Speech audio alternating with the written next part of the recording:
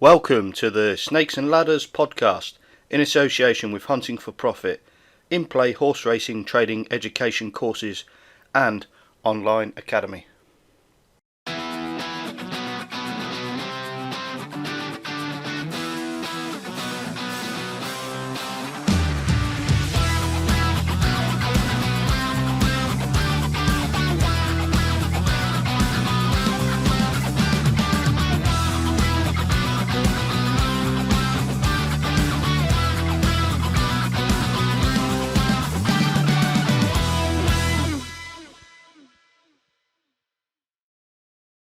Okay, good evening.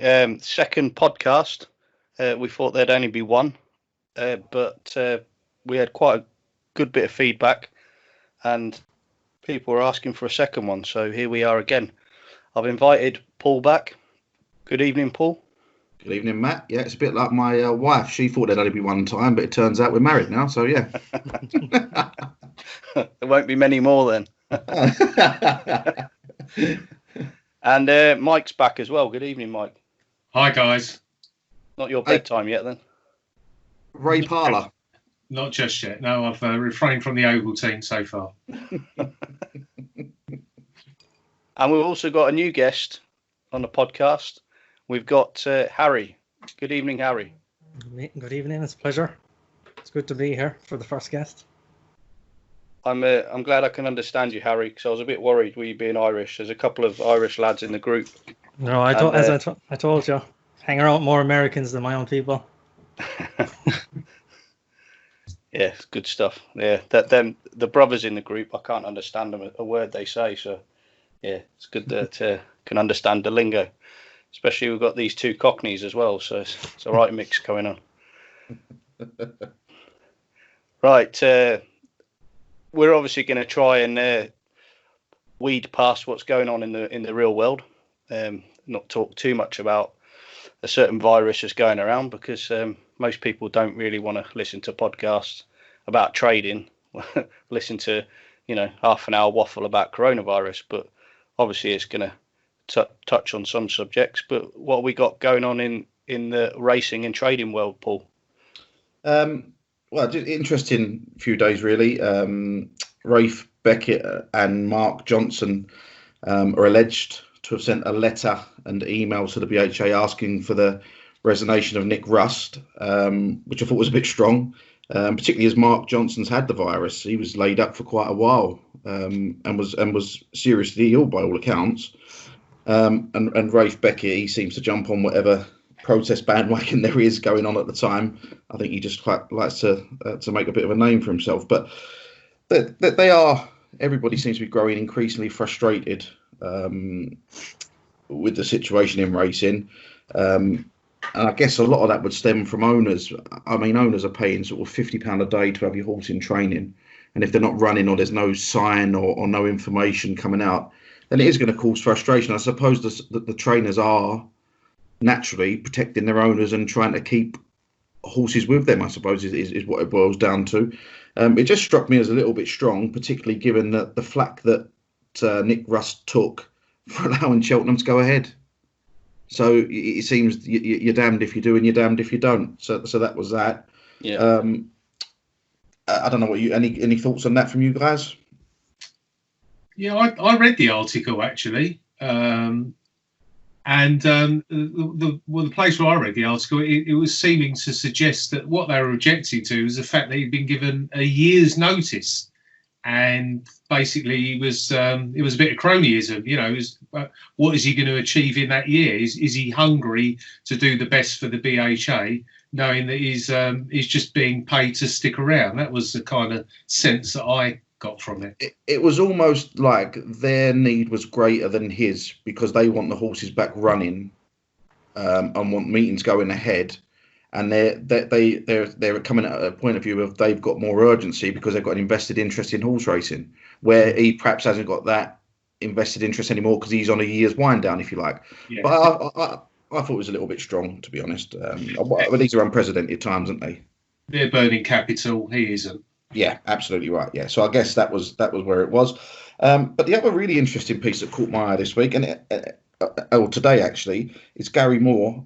He was from the other camp. He was saying that putting stable staff into hotels and into quarantine just to race horses, he didn't necessarily agree with. But if he had horses that was able to run in certain races, then he would consider it.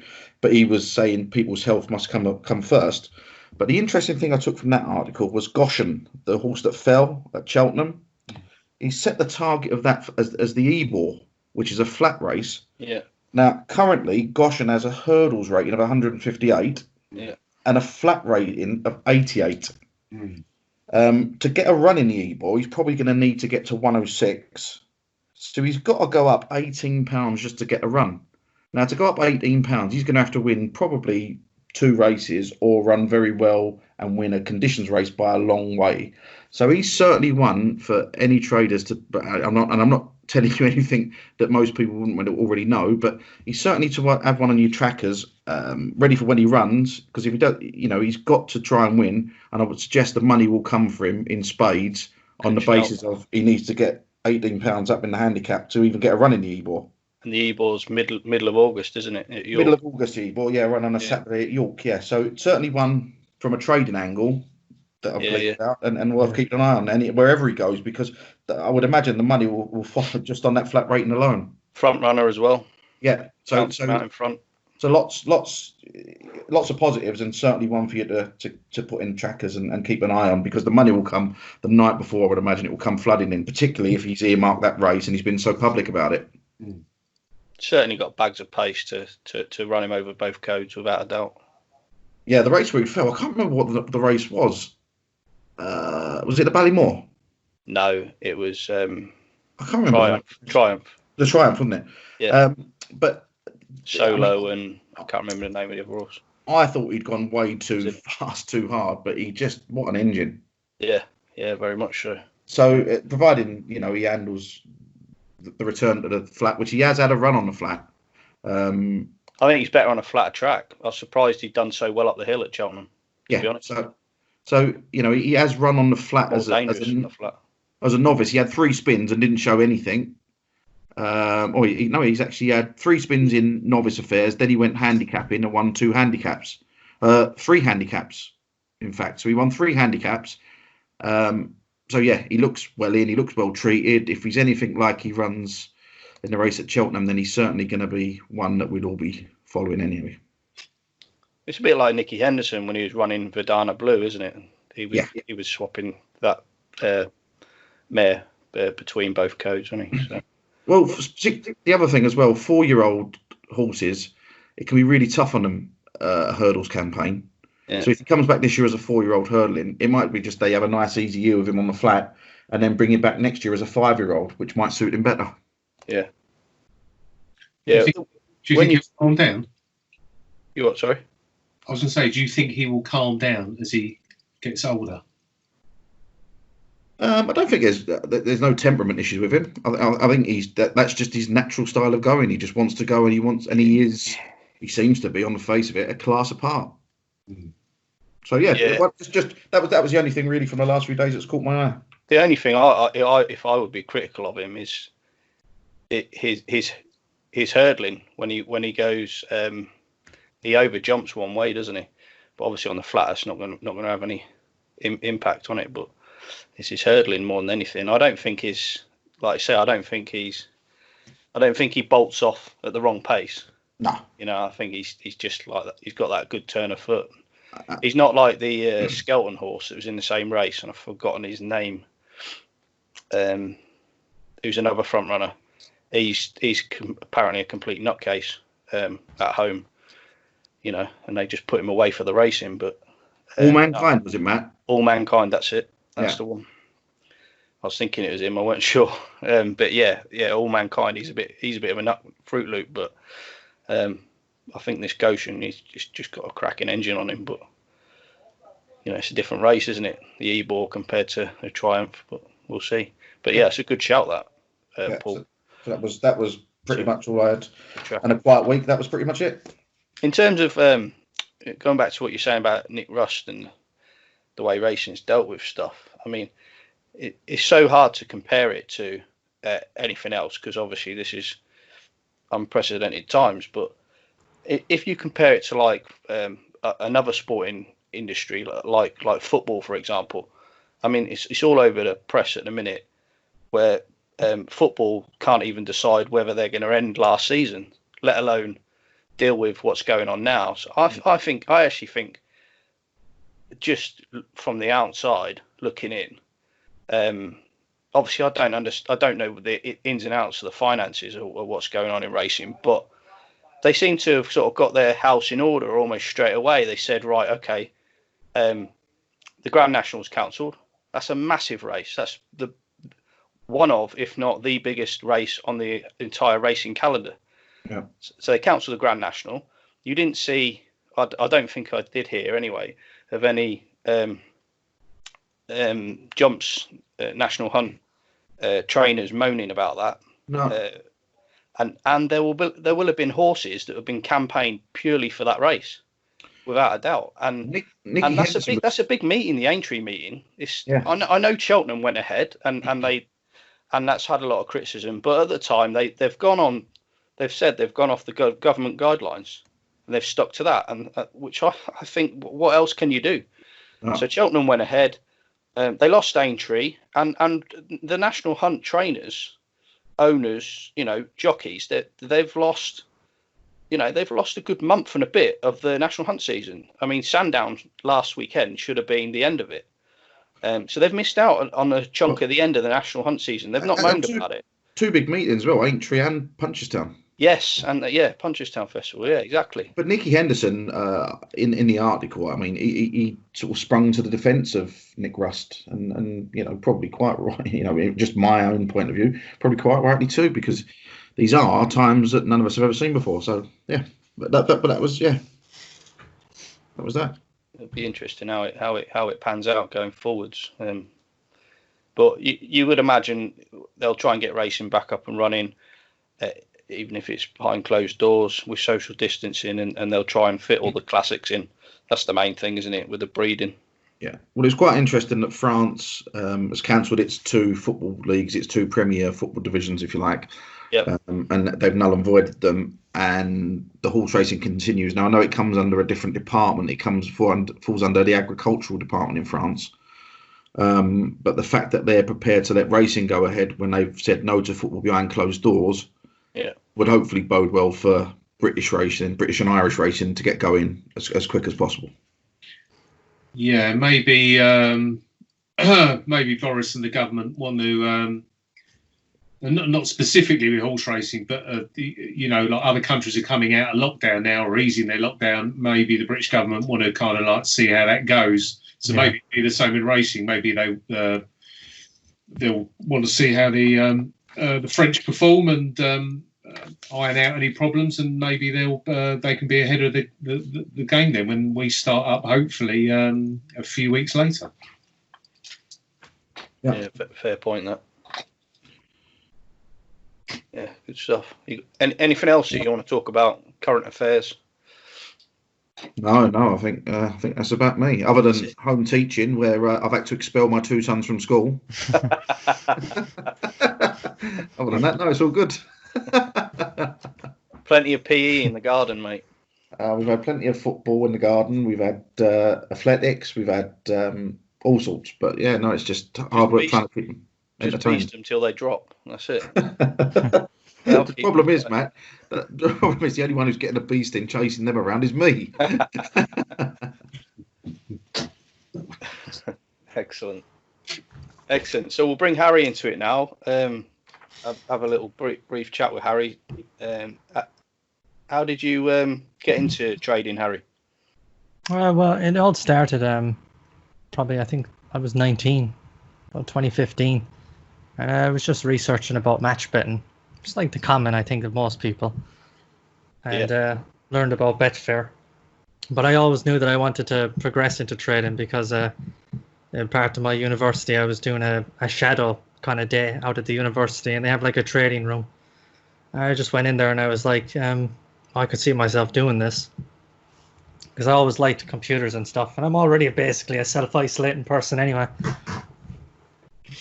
So I just said, this looks good.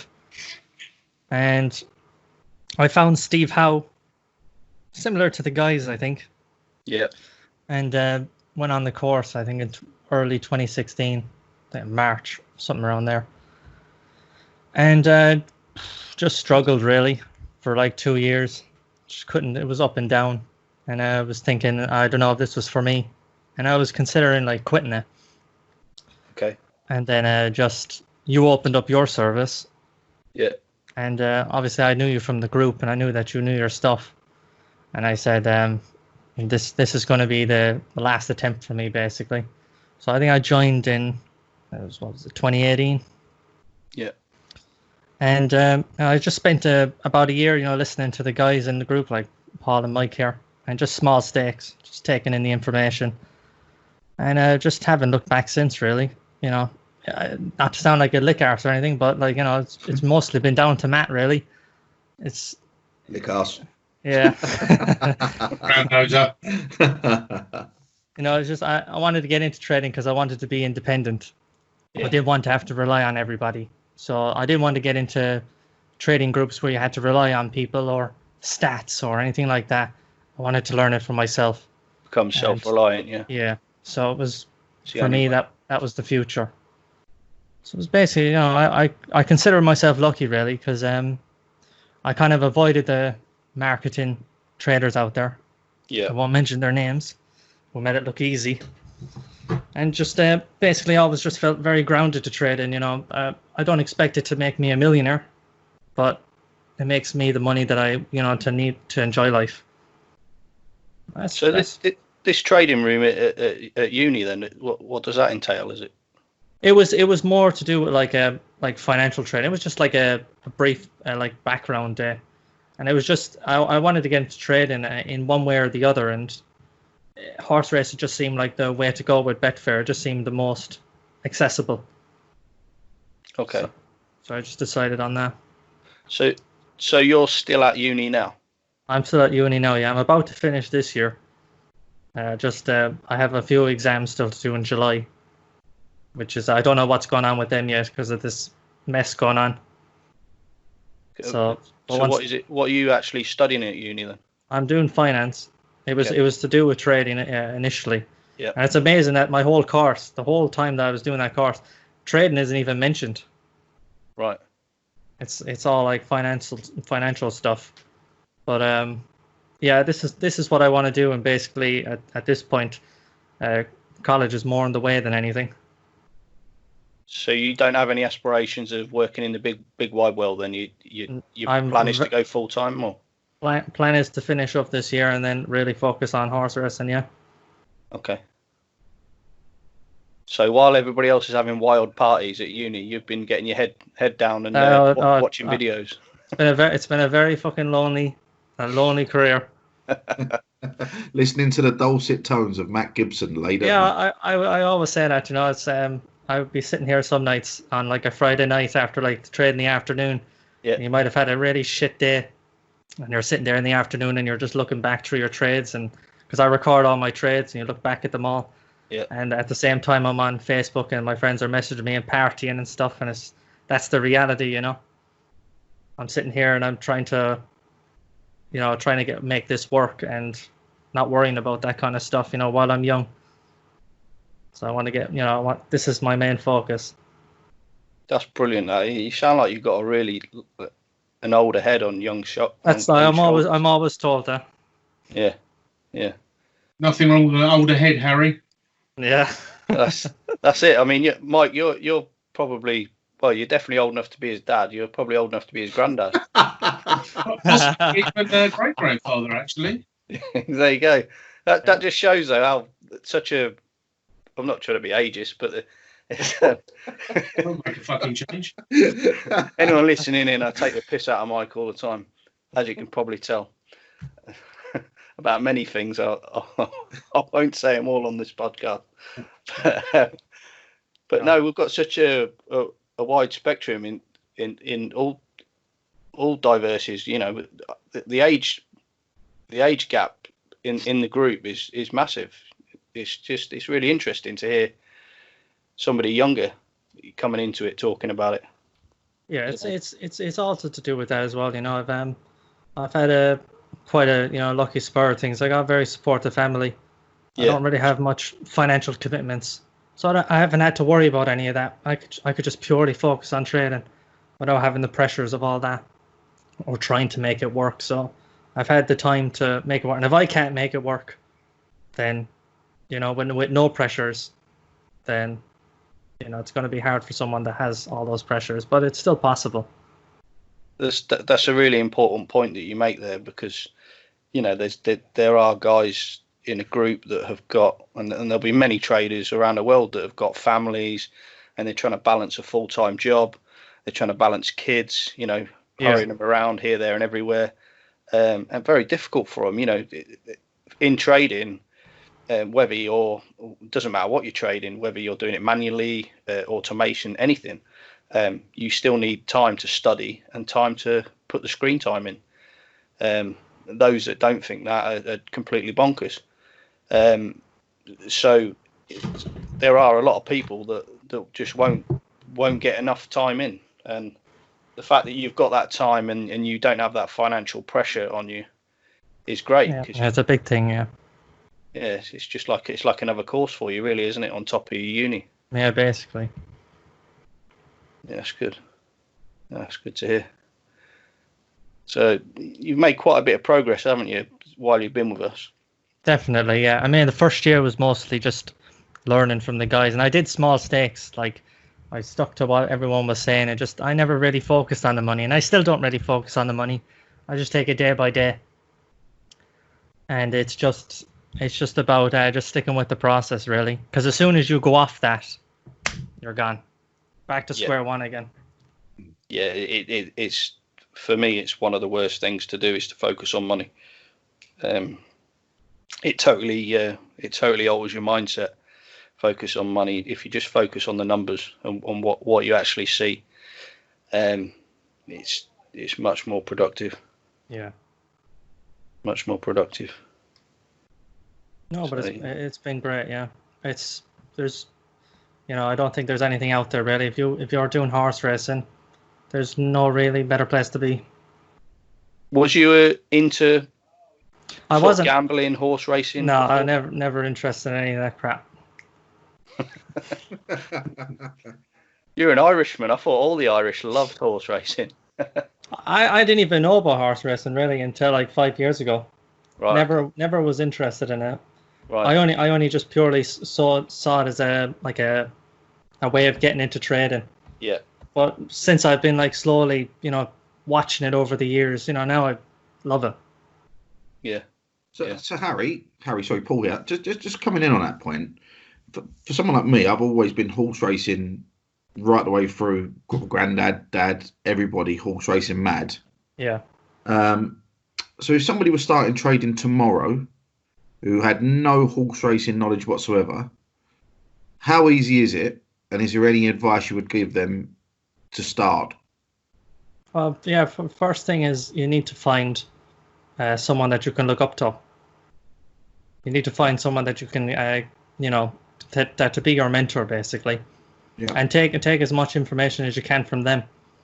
Yeah. Matt says it all the time. You can pay for the information that you need, but you need to work on it yourself. Yeah. And the jargon side of things, like the things like, I don't know, front runner, hold up, things like that. Did you find that easy to take in? I'm just thinking listening who wasn't necessarily horse minded and thinking maybe I should have a go at the course or maybe I should get involved with HFP. How easy would it be for them to try and to pick things up as you went along, if that made sense? Yeah, I mean, like if it's easy enough to like understand the front running and the hold up types, understanding like the race card and stuff, I think takes time. And even myself, I'm still learning that. And once I finish uni, I'm going to be fully focused on that more and more. So I'd really get into like the horse reading, the cards and all that. But from the standpoint of just coming into it with knowing nothing, I think you're well able to do it. Yeah, it just takes time. It's all about repetition. Yeah, I would imagine in some points as well, because I found it perhaps the other way. I almost thought I knew too much, And as you know, as everybody knows, if you think you know too much, the market will shaft you like there's no tomorrow. So I used to find it where I'd have little self-fulfilled prophecies where it would put me off a trade or put me onto a trade, and it would end up in a world of pain. So I would imagine sometimes it's better if you know almost nothing. Yeah, if you go because with you no just bias. literally trade the numbers. Yeah, that's how I think about it. I try not to, besides like the notes and stuff, I try not to opinionate myself too much. Yeah. On any typical horse or whatever, it doesn't really matter to me. I'll just trade the numbers. Yeah. It doesn't really matter to me. I'll just move on to the next. Yeah. I used to have like stuff like that as well. And sometimes you'll still do it. You might see something that's short, and you're like, I don't know if that can go any shorter. You just have to remove that. Yeah. You just have to see. You just have to go with what the market tells you. I think with in terms of knowledge on what you're trading, I think the more you know, the better. I can see your point, Paul. What you're trying to say. So I agree with it to a certain extent. But what I'm trying to say is if you're knowledgeable in what you're trading, and you understand that the price moves a certain way because of X, Y, and Z. If you understand that, then you're going to have more confidence putting money into the market because you understand why it's moving, not just, oh, that's moving 5 ticks that way. I'll back it or I'll lay it. I think that goes. I'm only talking horse racing here. I think that goes for if you trade pre-race or in running.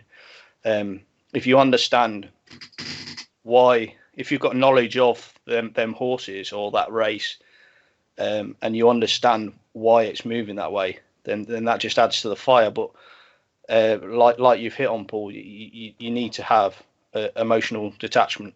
Yeah, and that took me a while to learn, particularly when you think when you've been used to punting, your opinion is everything. Well, when it comes to trading, your opinion counts for very, very little. Totally, because the market is in charge. Yeah, and I've had people leave the group because they've been horse racing enthusiasts all their life. They've been into it a lot longer than I have. Some knowledgeable people and some not so knowledgeable people left the group because they just can't get their head around not punting, or they can't get their head around because they think that horse should win, or they think that horse should lose, or you've just got to go with what the market is telling you. Use your information as information. I think it's interesting though, because like Mike comes from a background where he's not a big horse racing enthusiast, or wasn't. Obviously he loves it now, but he came into trading pretty much the same as Harry. Obviously a different age, but he's come into it in the same aspects of he wants to learn trading or sports trading of some description, and Mike came into it like that. Whereas you've come from a horse racing background in terms of punting and through your family, Paul. So you come from like both different angles and both making a success of it. So that's good really in that respect. It shows anybody that is brand new and they don't have a clue about horse racing. It shows that it still can be done. But again, it's like if you're very knowledgeable on horse racing, it's about undoing them bad habits and like I say, using that knowledge. If you're very knowledgeable at horse racing and you can learn trading and combine the two, you're laughing. Yeah, I would second that. I was going to say similar journey to Harry. Harry, actually, I was on Steve Howe's course in March 16 as well. So yeah, maybe you blanked me. Well, most people would, to be fair. But being serious, I same thing. I knew very little about horse racing before doing pre-race and now the in-running. I think the two complement each other. I think if you do have the knowledge that Paul and Matt have, it can only enhance your trading. But as you said, Matt, as long as you're not going into each race on the ladders with a firm opinion, the only opinion you have to follow is the market. The market is king. That's who makes the decisions. But the more knowledge, it can only complement your training, can only enhance it. Yeah, good. Yeah. I wanted to talk a little bit as well about sort of your trading setup, how you guys approach trading, sort of going into a session. Is there anything that you prepare yourself going into it, and then sort of a general chat about the mindset around it, really? Don't know if any of you want to fire off sort of the way you're set up, the way you go into trading. You mean mental setup? Yeah, well, yeah, how you prepare yourself for a trading session, really. Is there anything you do, is there anything that you do that... Personally, well, I like to be there with plenty of time, so it's not like a rush is scrabbling around to get your notes ready. I'm a bit anal, so I have like a post-it note on the computer, and I paste your notes into that. So I've got your notes in a viewing position all the time. I read them a couple of times, so hopefully a little bit of it sinks in. But those notes are there in front of me on a computer screen all the time. Apart from that, no. I understand, some people have to play a bit of music beforehand. Some people go through some mental exercises. But no, apart from getting your notes sort of copied and pasted on the screen, and trying to familiarise myself with some of the runners and trainers and jockeys that are on there, and some of the running styles of the horses in the race. So when the race comes up, you've got half an idea of who's in what silks, because you do need to. Well, yeah. I think you do need to know. You need to be aware who's in what silks and who's on what number. Sometimes the silks change.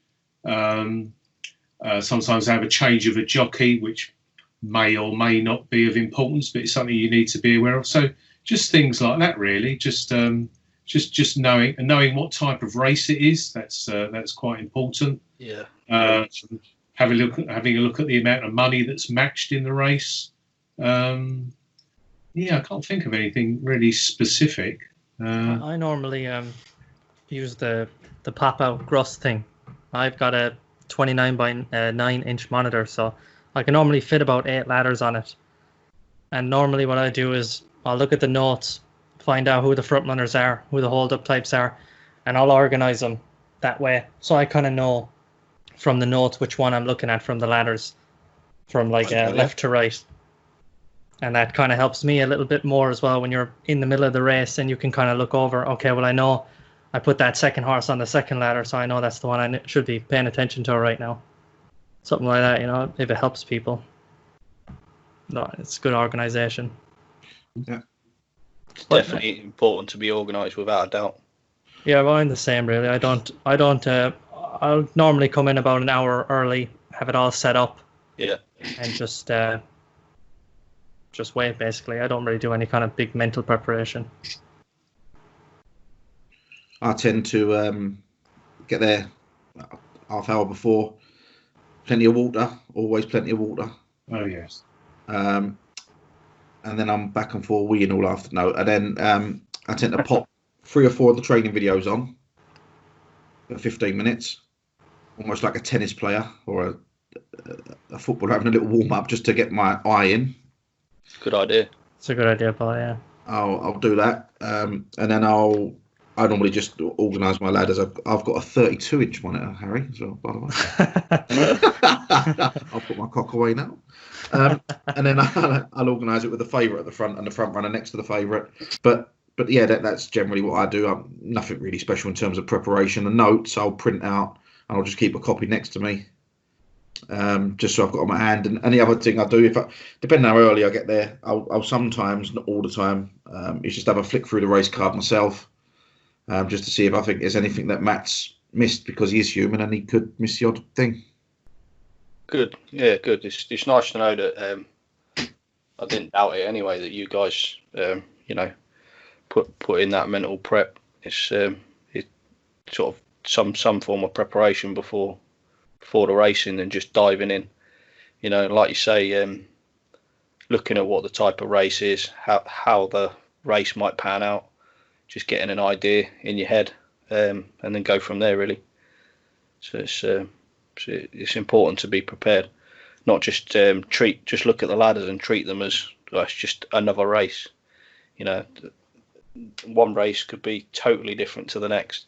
So it's understanding all the aspects of that race, as much detail as you can. Obviously, some races we do trade spontaneously, but if we've got armed with some information, then you know that could well assist us, as you know, sometimes in bigger ways than others in certain races. So definitely important. The preparation is important, I think. It is, without being kind of like too OCD.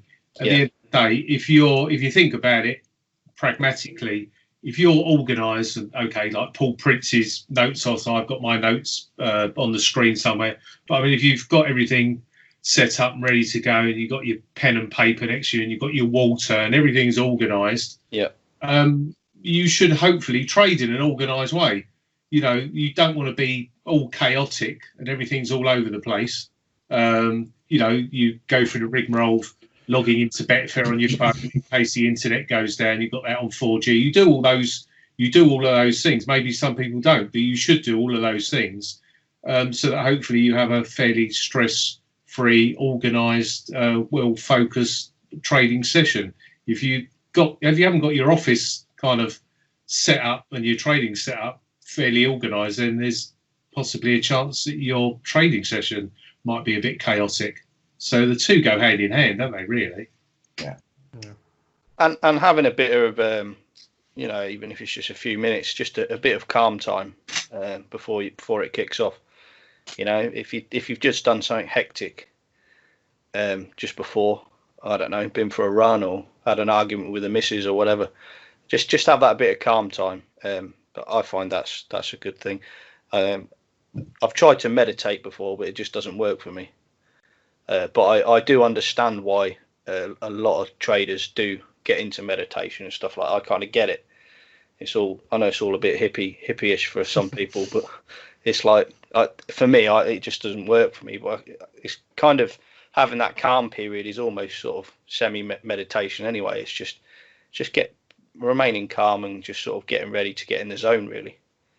But it's just treating what you're doing, treating it professionally. You know, even if you're not making money and you're still learning, you should still approach it with a professional approach, and try and think like a professional. You know, if that's your aspirations of making money from this, then you need, you know, there's not many winners in the game, so you need to be thinking like that.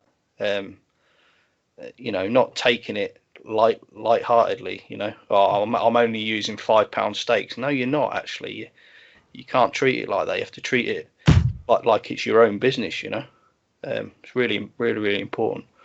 So it's good to hear that, you know, your approach to a trading day is like that. I had a question in from Kevin in the group. He's messaged me actually and said he's asked me to ask about regarding chasing losses or just losing it mentally when things start to go wrong. How do you handle that and overcome it? Well, I like a quote for me is always difficulty brings out the genius, and we learn best when we fail, and it's inevitable that we're going to go through losses. But if it's getting out of control, I think you need to take a break. Yeah, I think you need to distance yourself from trading altogether. If you're in that phase where you are like fearing the markets or fearing losing, you just shouldn't be trading. I think you need to go back to square one basically, and you know, go back to the smallest stakes possible, and you know, really learn the process. If you're going through crazy drawdown periods, I mean, we've all been there. I'm the same. I mean, you know, we've all said that we're going to do 20 quid stakes, and then the next race we're all of a sudden up to 50, and you're trying to make more money, and it doesn't work. it's all you're doing is slowing down your process. You're just slowing the whole learning curve is just going up and up. Just drop it down, just go straight back to basics. And some people just need a break away from trading sometimes and then come back strong. Yeah, that's some good advice there. Everybody's different. Everybody approaches this differently. I personally have blown loads of banks in the past. I managed not to resort to smashing up my mouse, and sort of, but I think you have to, as Harry says, you have to fail to be successful. You have to make mistakes, otherwise you're never going to learn by those mistakes. It's a bit like having a kind of like an outer hard skin.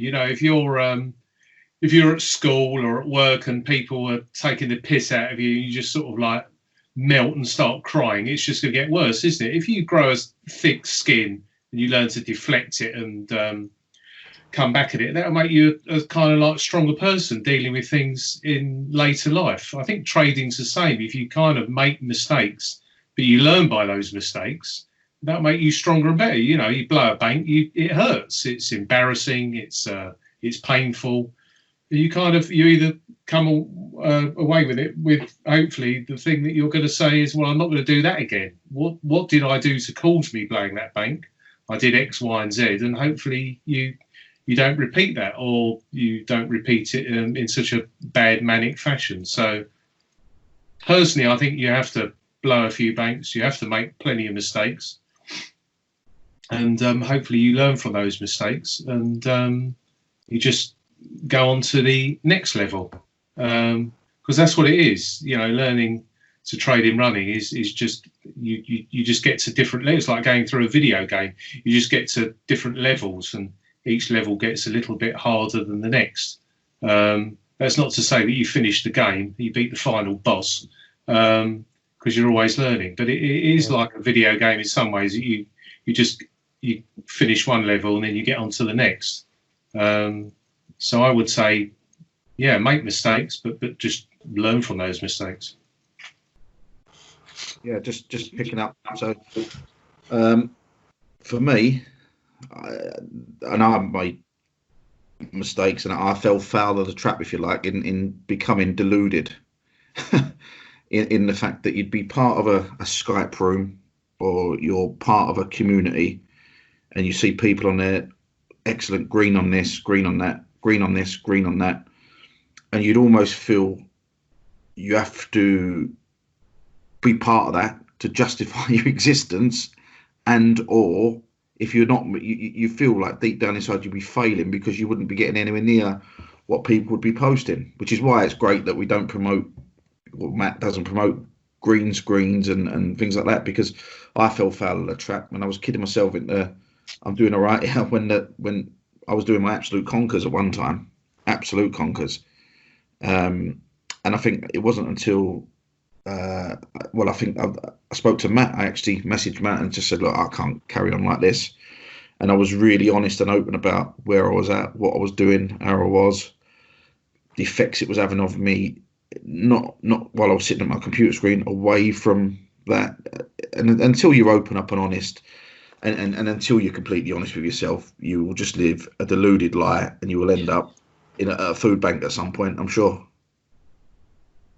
Yeah, I think a lot of people get delusional in trading. I certainly was at one point myself. I think a lot of people do get to that point. In terms of the psychology of it is crazy, because it can be different for one person to the next, and it certainly is, and it depends on your background and what you're about, and it's something that I obviously hit on in the group quite a bit, because I really enjoy reading people and understanding how they tick, if you like, and you're either gung ho or you're risk averse, and so it's difficult. But for me, in terms of, it's difficult to give a straight answer on the actual question. But for me, if in terms of chasing losses, obviously at some point everybody will chase a loss. A novice trader will. It's inevitable. And like you've hit on, blowing banks and stuff, it's all part of the course. That's why to new people I always say use a small bank, and it's just an education. You know, it's an apprenticeship. Until you're starting to hit regular money, then forget it. Then up your staking and etc. etc. But I digress here. What I'm trying to say is with the mentality thing of chasing losses, is you can't go into a trading session thinking I'm not going to take a loss, and the whole you've hit on the green screen thing, and there's more negatives. There are some positives of posting a green screen and a P&L sheet. You know, people go, whoa, yeah, you know, blimey, you can make that much amount of money, and you know, to some people that may motivate them, but there's some deep-rooted psychological problems with it. I believe. I'm no psychologist, but I believe that there's far more negatives in sharing progress like that than there is positives, because it's that belief factor. You know, it's that wanting to do well, and that, you know, from a young child you're brought up going through school and stuff, you know, the will to win in sport and or in academically or whatever, you know, and being a competitor. But in trading, the only person you're competing with is yourself. Mm-hmm. You know, you're not competing with other people. Yeah, it's great to see progress, and I think it's brilliant to see members progress when they tell me their progress and stuff. But you've got to take that all into context. It's when you actually go into a trading session, if you're thinking, right, okay, I don't know, I took one red yesterday. Before that, I had 20 green trades, 20 winning trades. Today, I need to get them. I need to make sure it's a flush 20 green trades today. You know, and I don't know, you click to get the pictures up, and you have to pay you a couple of quid to get the pictures up with Betfair or whatever, and you end up taking you could have taken a 3 pence loss, and you end up taking a £2.50 loss, and it's crazy stuff like that. It's almost like some people, I think, a bit OCD, and they're sort of driven to get that perfect P&L, and it doesn't really exist. Who cares about matching a video to lose, you know, a few pence here and there, you know? And if I enter a trade and you know, I chuck a stake in and it doesn't quite work out, and I take a 2 or 3 tick loss, so what? It doesn't matter. If I take a red every day of that week, it wouldn't bother me at all, as long as in the long run I'm maximizing my profits. It doesn't matter. And that, so it's going into a trading session with their mentality that actually I am going to lose at some point. I know that I'm going to lose a trade at some point. There's no trader on this planet, right? And I challenge anyone, right? There's no trader on this planet that is in profit in every trade every time. It's just impossible. We're humans at the end of the day. We're not robots, and even robots get it wrong. If you're automating it and stuff. So it doesn't matter whether you're manually or automating it. You are going to lose. You are going to lose at some point. So it's about managing that losing position. Now, if you understand the market, okay, and that you're trading, you've got your knowledge, you understand the market, you've got an edge that works long term, yeah, where you do maximize your profits and minimize your losses. And if you know the point where to get out of that trade, then that's it. And that's the bit you need to drill into yourself. And when you do stay in a trade and hang on into a trade that you shouldn't have done, even if you end up in profit, that's just as bad. And you need to have a word with yourself and say, actually, I've done that wrong. I should have taken the 4 tick loss instead of hanging in there, going into a 20 tick negative, and then ending up with a profit from that trade. That's just totally going to mess up your mindset for future trades, because you'll think you can get away with it again and again. So the biggest thing I can give with that question is it's all about control. If you control everything that you're doing, you can't control the market. Yeah, the market controls us. Yeah, we're just bitches in the market. The market controls us. Yeah, the market is in charge all the time, every time. All right, you can't boss the market. Yeah, some people try with bigger stakes, but you can't boss the market. No. But if you go into it with control, so your staking is controlled depending on the market. Okay, you stake accordingly to the market, and everything's in control. If you don't feel in control at all within that market, when you've got a bit of experience under your belt, then you need to be asking the question: is my stake too high? You know, what's happening in the race? Is the point of the race? Should I be out? Should I still be staying in? And they're all the questions you need to ask yourself. But if you can control and keep everything as controlled as possible, but at the same time, it's a fine line with trading, and it takes time to learn. But at the same time, when that really good opportunity comes along, it's still controlled, but then you throw your biggest stake at it, or you may hang on longer into a race. But on the flip side, if it's not going your way, and the race is materializing and it's moving on and on and on, and it's getting close to the finishing line, you need to be asking the question: should I still be in this race? Yes or no? And a good question that I've told you before in the past is, if you wasn't in that trade that you're already in, yeah, so you've put I don't know, you put 50 quid into the market, okay, and you sat in this trade. It's over 3 miles, and you've been sat there for 40 seconds, 50 seconds, and I don't know, it's gone 3-4 ticks against you. Come in a few more ticks, gone back out, in and out, whatever you're doing, whether you're laying or back in, whatever. Ask yourself the question: if I wasn't in this trade right now, would I get involved? And if the answer is no, then there's probably a high chance that you shouldn't be in that market at all. And that's kind of the indication to say to yourself, actually, I probably shouldn't be in this race anymore, so I'll get out of it. Obviously, there's slightly grey areas that you learn as you go along, and it is a fine line. But yeah, to me, it's about being in control. If you're not in control of what you're doing, all right, then you're likely to be a rabbit in headlights, and you're likely to flap and make poor decisions. So control is key for me.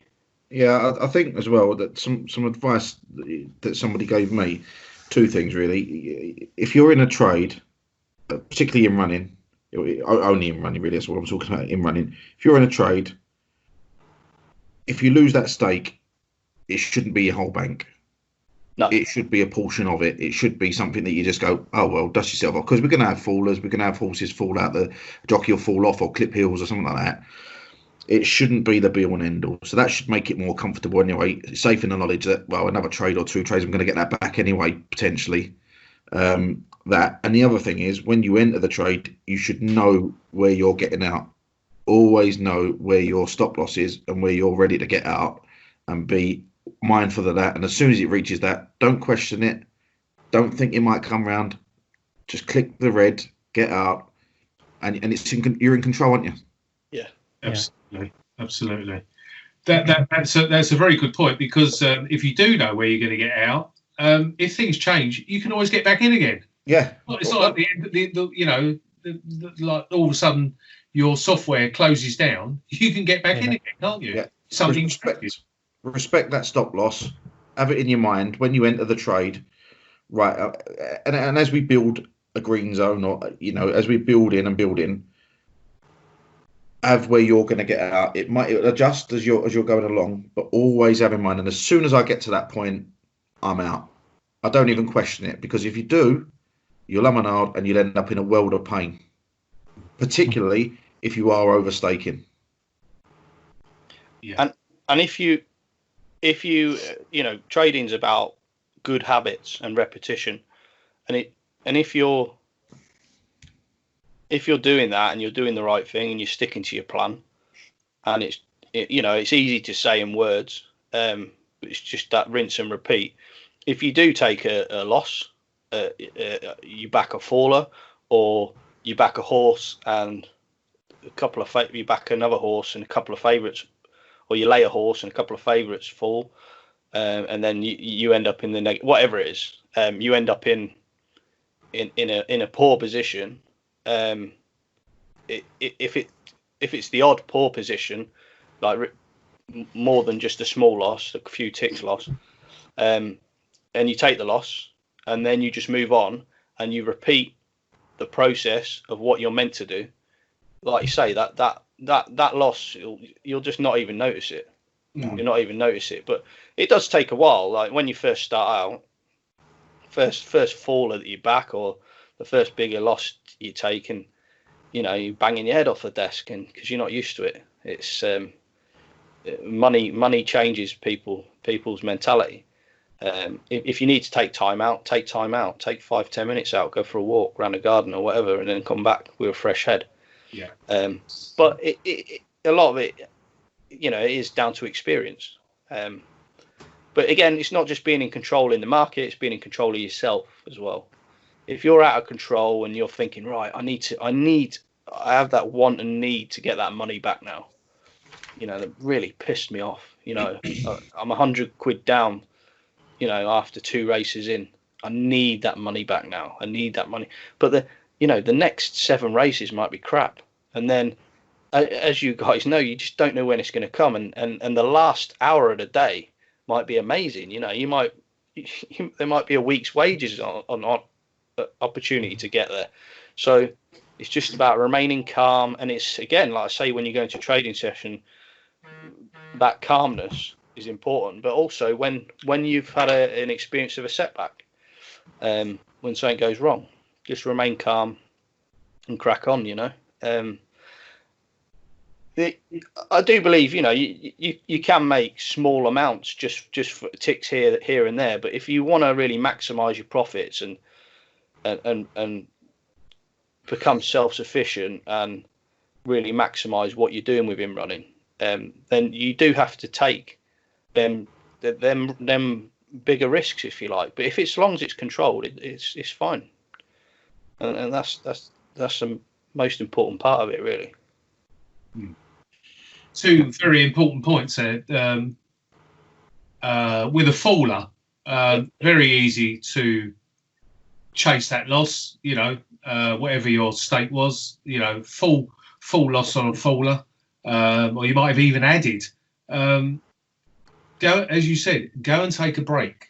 Walk away from the screen, sort your head out, get things into perspective, talk it through with yourself, and then come back into the office or wherever it is you're working from, refreshed. And the other one, you made a point about X amount of green days followed by you're on for a red day and there's only like 1 race left. Targets, big no. Don't have targets. Absolute disaster. Don't set yourself a target. Yeah, I totally agree with that. Yeah, that's the first thing I learned. Target fixation. Get rid of it. Yeah. Okay, I've had a question from Ronan about going full time, asking if you was prepared to go full time, just wanted some tips on going full time. Really, I covered this on a recent webinar actually. Obviously, you need to have some backup of funds of some description, but you also need to. I think you kind of know when you sort of hit that point. Really, obviously your P&L needs to be telling you something. But again, trading's a journey. I mean, when I went full time, I'm a much better trader now than I was back then. I was making money. I did have blips when I went full time, and I think that's a big one, because I've seen people go full time, and they've ended up going back into the real world and working again, because the pressure, and it's different for different people. The pressure of making money as a full time trader is much different to if you've got another job to back you up. Because if you have a poor few weeks, it's not really an issue if you've got a job in the real world. So yeah, the pressure is a big thing, and it's something that, well, it was for me personally speaking, and it's something you can only deal with at the time. So you need to really be pushing on with your trading, understand, be quite knowledgeable of what you're trading. I think I don't know if this is for everybody in terms of what I'm going to say now, but for me, I don't know about you guys, but for me particularly, I trade the odd bit of pre-race long term now, and just in running. I mean, 90 to 95% of what I do is in running on the horses.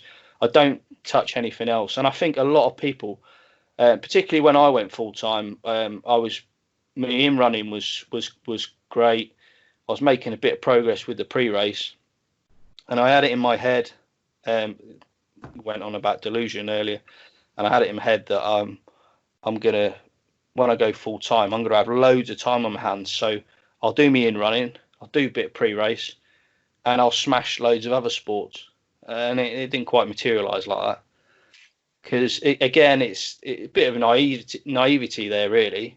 My knowledge of horse racing that I've built up over years, from trading and of in running trading, is far superior compared to my knowledge of tennis and football. And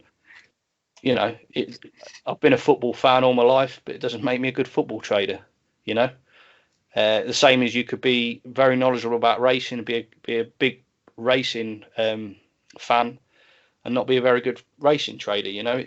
It's being knowledgeable of the sport, but also being able to execute calmly, decisively, and the P&L has to show you something. And it's also down to your personal finances as well, isn't it? As long as you can pay the bills and live, then that's the base you need to work from, really. So I don't know about you guys, and I know that Paul, you work from home, don't you? And you couple your trading with it. Yeah. So I'll get up in the morning, work sort of 6 till 2, or in the winter it's 6 till 12, trade for a few hours, and then go back to my work in the evening, or the following morning. But to be honest, my ambition was never to be full-time, never really has been. It's to be profitable. It wasn't mine originally. It was mine just to be profitable and think it's a nice little earner on the side. Well, I've got, because can you imagine if you decided turn of the year, I've really cracked this. 2 months into it, you've got coronavirus, and it just shows the importance of having so many income streams as well. It's a good thing you hit on there, because having more than one income stream is really important. I totally agree with that, and what's recently happened with coronavirus, you never know what's around the corner.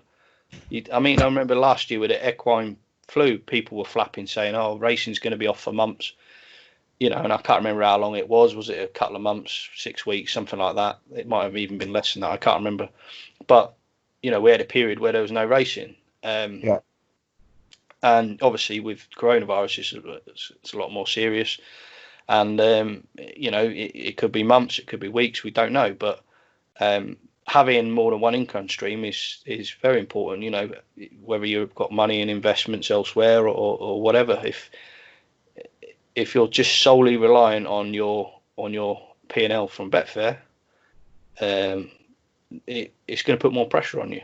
Yeah, I quite like the fact that I can juggle. I'm very fortunate. I appreciate I'm very fortunate that I can juggle the two. Yeah. But mine was only ever, and it is only ever, just enough to get the nicer things in life for the family, really. Holidays, kids want something, we want something to go out, we want something done in the house. That was only ever really it. And I suppose if it continues in the same vein, and I continue to improve and continue to work hard and get better and better and better, who knows? I'd never say never. Because you might go into work one day and go to the boss, I've had enough of you, screw you, I'm off. But for me, it's not really like that. For me, it's just to be profitable and just to have an extra income, really. Mm. Yeah, I think the term in inverted commas full-time trader can have some sort of like sort of connotations. It's kind of can be a little bit kind of like, oh, he's a full-time trader, get on him sort of thing. Yeah. It as Matt said, it's all about your personal finances and paying your exes, you know, and chucking your job in once you've done it is going to be very hard to go back. So if you can marry the two together, it's got to be an advantage there, especially if, you know, equine flu in the winter, you know, frozen ground or the ground's too wet. Things like that can really affect us. Obviously, you know, we've got the clusterfuck of all nightmares at the moment. So if you're being furloughed at the moment or paid, then if you're lucky enough to be in that situation, I know people have lost their jobs, but if you are in that situation, you've got to turn and say, oh, you know, lucky I didn't go full time. Lucky I have still got this. So don't let it be the be all and end all.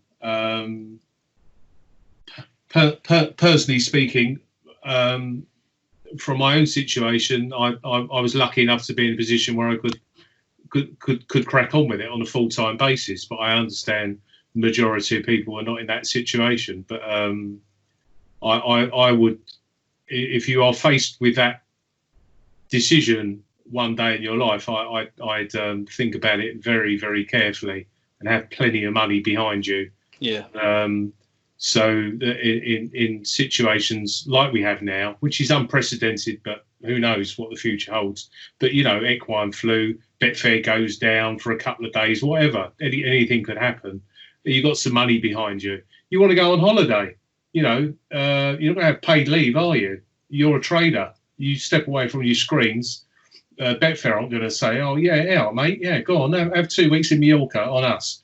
You're going to have to fund that yourself. So it's important to have money behind you. Then you'll have extraordinary expenses. You know, maybe your car blows up. You've got to replace your car. So all these things have to be taken into consideration. Have plenty of money behind you. You don't put yourself under pressure then. You're not going for those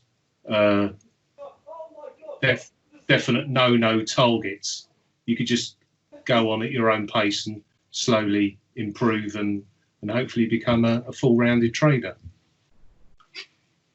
Yeah, I think the status symbol, the status of I'm a full-time trader, is like some people get hard on over that. It's really not. Yeah, great. You're full-time. Well done. Congratulations. You know what I mean? You'll be a full-time loser.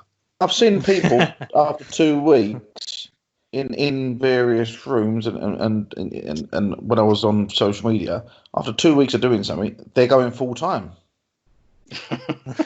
It's just the way it works, isn't it? It's just the way people, like you say, people get so hung up on it. If I was coming at it again from starting right from the very beginning, I would just focus on, can I get to be profitable? Can I not lose money first? Can I then get to a point where I'm breaking even? Can I then become regularly profitable? And the rest take care of itself. Yeah. And I understand if somebody's in a job that they're not enjoying, they find it mundane or they find it boring or they, you know, they're had enough. You know, we've got guys in the group that are near retirement, they're looking for a retirement fund, stuff like that. I get it that people coming from all different stages of their lives. And it isn't just about finances either. It can be a lonely existence sometimes. That's why I love the group. You know, we have a bit of a laugh and a joke, and obviously it's serious when the serious stuff's happening. And we have the odd meet up and stuff.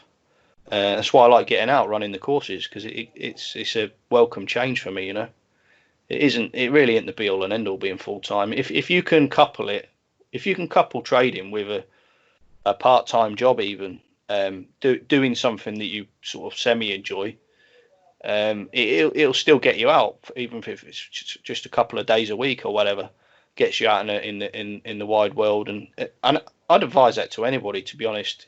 If you really are wanting to go full time, try and go part time.